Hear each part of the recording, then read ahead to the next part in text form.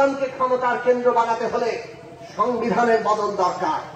সংবিধানের সংস্কার করা সেই কারণে এই মুহূর্তে বাংলাদেশের সর্বপ্রধান কাজ সারা বাংলাদেশের মানুষ ঠিক করবে আগামী সংবিধান কি হবে, তাই কিনা?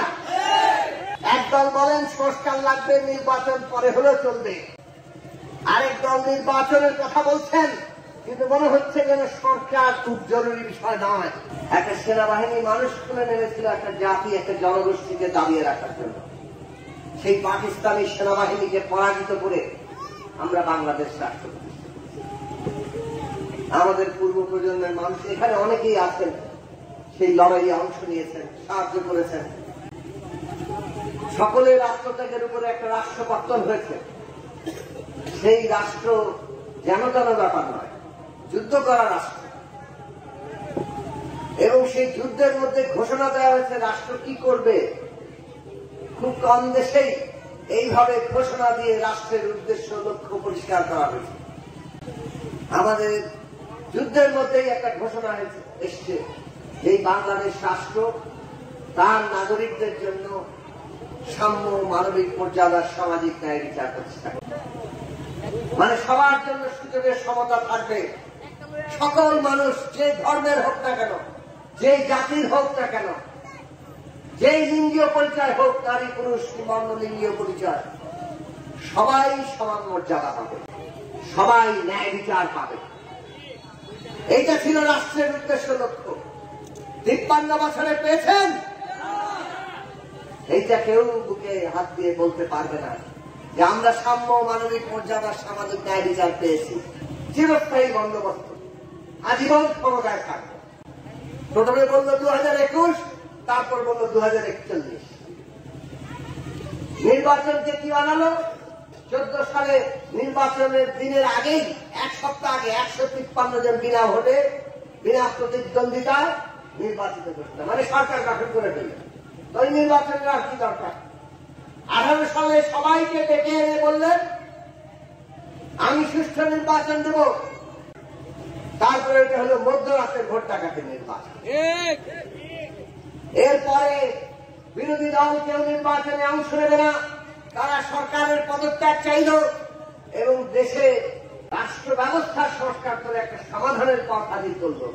উনি সেটা মানলেন না। উনি করলেন আগামী নির্বাচন।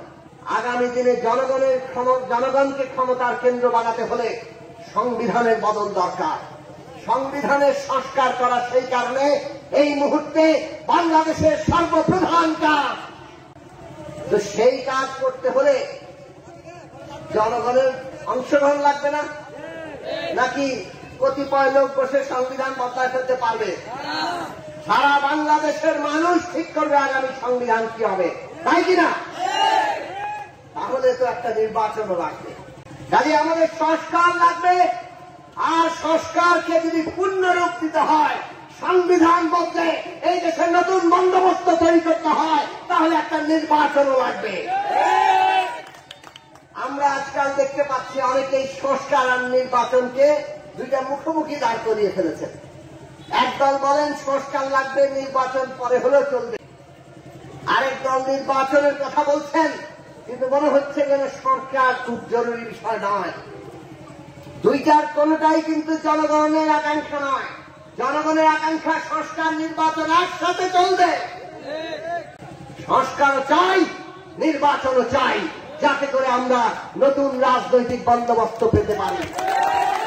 সংস্কার কি কি নির্বাচনের আগে হবে সেটা সুনির্দিষ্ট করেন, আর কোন কোন সংস্কার নির্বাচিত জনপ্রতিনিধিরা করবে তারা সেই বিষয়ে সকল রাজনৈতিক পক্ষের অঙ্গীকার ঠিক করেন।